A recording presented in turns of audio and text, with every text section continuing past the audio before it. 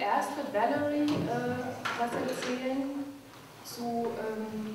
vom Ablauf jetzt zu Organizing in den USA und dazu, wie Organizing konkret funktioniert. Dann wird Ben noch eine Möglichkeit haben, aus seiner Arbeit zu berichten.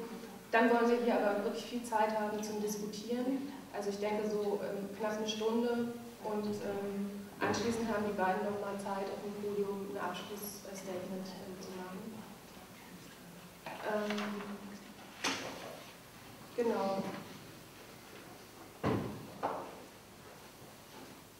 Valery, genau, du würdest anfangen. Du hast ja in den USA in den 90er Jahren diese erfolgreiche Kampagne Justice for Janitors mitgemacht, wo illegale Reinigungskräfte organisiert wurden. Und darüber ist Organizing bekannt geworden. Und uns würde interessieren,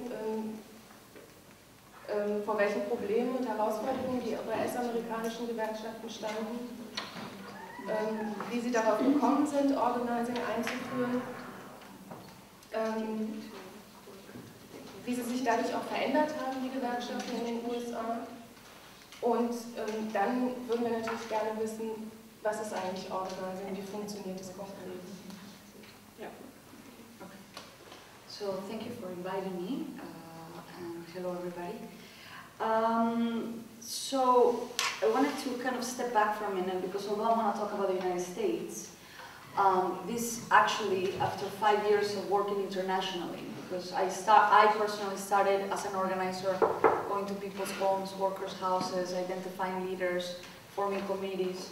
But then I did this mainly in the United States, but I've been working for the past 5 years.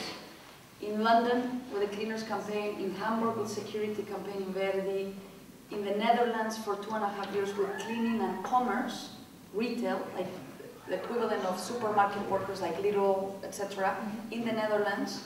And I'm also working in the UK, and I also did a campaign in South Africa. So, although I speak from an American perspective in some ways, I would argue that organizing, we can actually take a look at it in a much broader way.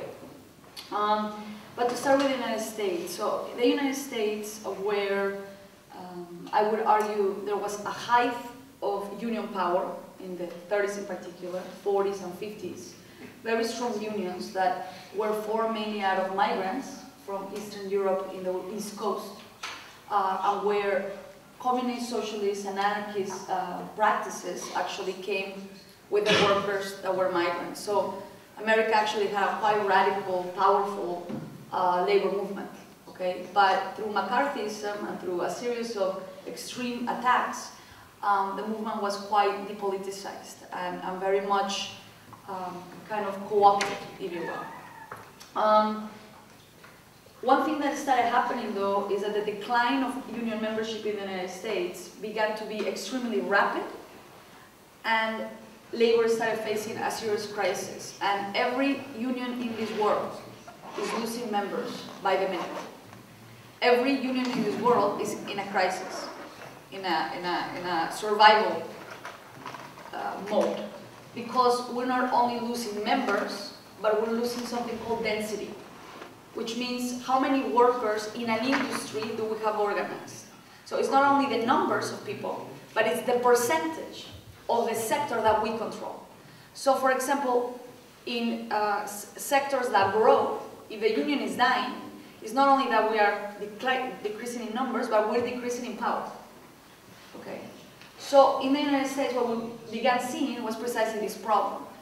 The union was losing members, and the union did not adapt to a new economy, and did not adapt to a changing environment, and basically protected its old members, but was failing to understand that their sectors were changing. Okay? So SEIU in particular is the union that deals with the new sectors or the new service sectors. So we're talking about subcontracted workers, okay, in new service economies, right? And so as the economy was transforming itself rapidly and capitalism and neoliberal tactics were coming in where competition was driving basically a precarization of the labor standards, the unions were really quite caught like deer in front of a truck coming. Yeah, there was a very kind of like moment where people were just kind of surviving it and wishing it would go away, but it wasn't going away. And our unions in particular, and my union in particular specifically, had to answer two questions. Why are we losing density and power? What is the effect on that, on the majority of working people and our members, right? And what is it that we are doing to create the problem, okay? So there was a frontal attack by basically Reaganomics and by the liberalization of market and so on and so forth for competition, subcontracting, outsourcing, all that was happening in the middle of this conversation. And the union had to think, how are we going to approach these new sectors? And how are we going to adapt and understand the economy as it functions now, not as it functioned when the unions were traditional, right? In a factory, centralized. Now what we're talking about, dispersed workplaces, subcontracted people, not a lot of experience, collective historic experience of these workers taking action, because most of these sectors are not well unionized. We'll discuss that. And so the other piece that was, I think, the most important piece was why and how is the union contributing to this decline, okay? And one of the things that came up very quickly is that the union had forgotten how to organize, and that it had become a representational structure, okay, of union officials that negotiated on behalf of workers that were not there. Or if they were there, it was a very little minority of workers, okay? And so we began understanding that the way in which we discussed the union was not as a social political movement, but as a service provider, okay? So you, my brother, join the union, sign up, and when you have a problem, call me and I will fix your problem individually, right? And so what started happening was that the culture of understanding that this is about the collective got lost in the practice, okay? Because the union was focusing on resolving very, very specific problems. So just to explain it a little bit better, the organizing model, I mean, the service model is the boss, okay? Let's say these are cleaners or factory workers, right?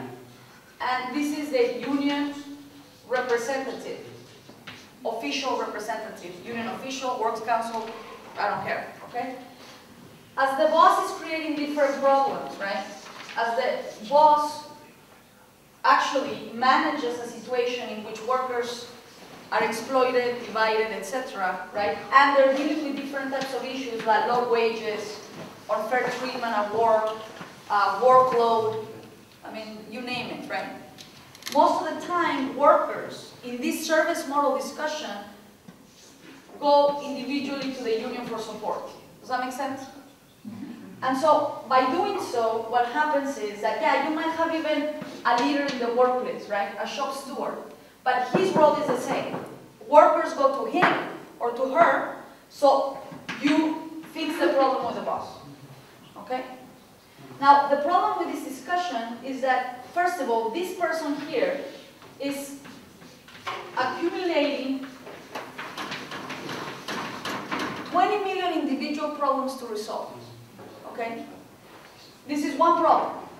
And it means that then we, as the people that actually are paid by the workers' dues, spend our time putting out fires, reacting to the boss' agenda. Not creating an own agenda, but responding to the boss's agenda. Okay? And we are like fire people, putting out fires consistently, right? Trying to represent our workers, or the union representing the workers, okay? By doing so, workers on the base don't necessarily feel like they're the union.